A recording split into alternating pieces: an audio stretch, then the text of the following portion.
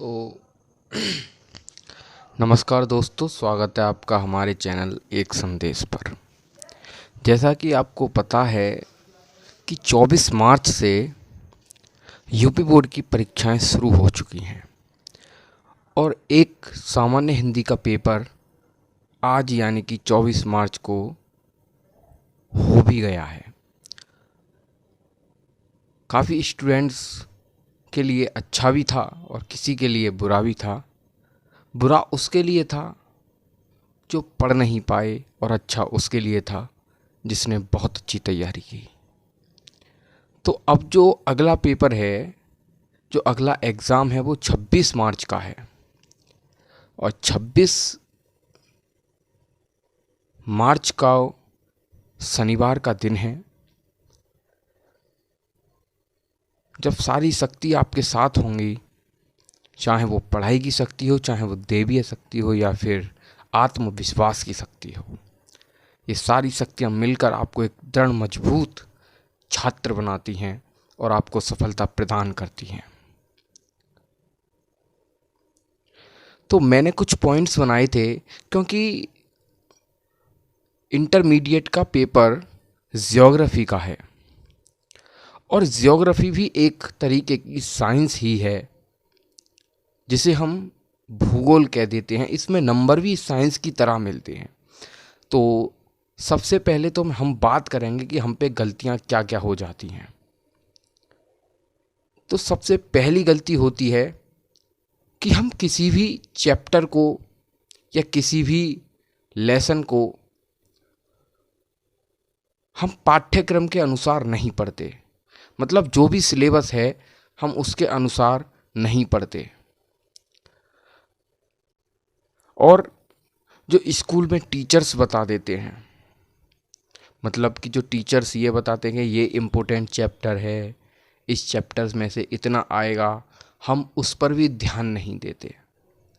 और number third point कि हम प्रीवियस ईयर्स के क्वेश्चन नहीं लगाते, जो कि बहुत ही इम्पोर्टेंट चीज़ है यदि आप एग्ज़ाम देने जा रहे हैं तो।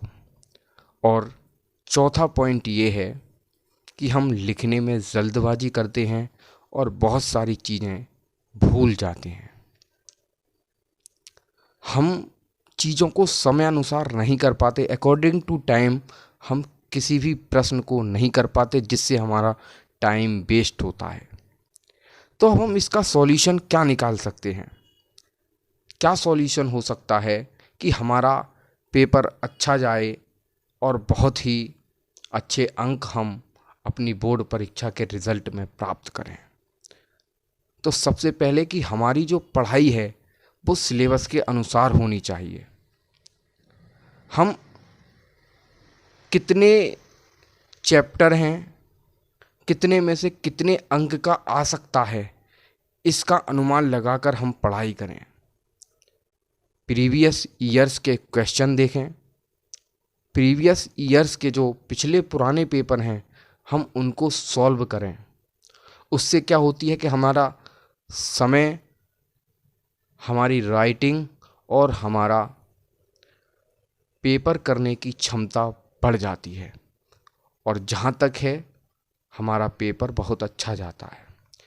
और अब ज्योग्राफी की बात आती है, यानी कि भूगोल की बात आती है, तो भूगोल एक ऐसा सब्जेक्ट है जो बिल्कुल साइंस की तरह है, जिसमें सही पर एक भी नंबर नहीं कर सकता। यदि आप सही क्वेश्चन कर कर आ रहे हैं, आप अच्छे से आंसर दे रहे हैं, तो आपका एक भी नंबर नहीं कर सकता। और फिर उसमें आता है मानचित्र यानी कि मैप। आप मैप को ठीक से भरिए, कौन सी चीज़ कहाँ है। यदि आगरा का ताजमहल आ रहा है तो आगरा को दर्शाइए। यदि राम मंदिर का क्वेश्चन आ रहा है तो अयोध्या दर्शाइए। यदि उत्तर प्रदेश की राजधानी आ रही है तो लखनऊ दर्शाइए।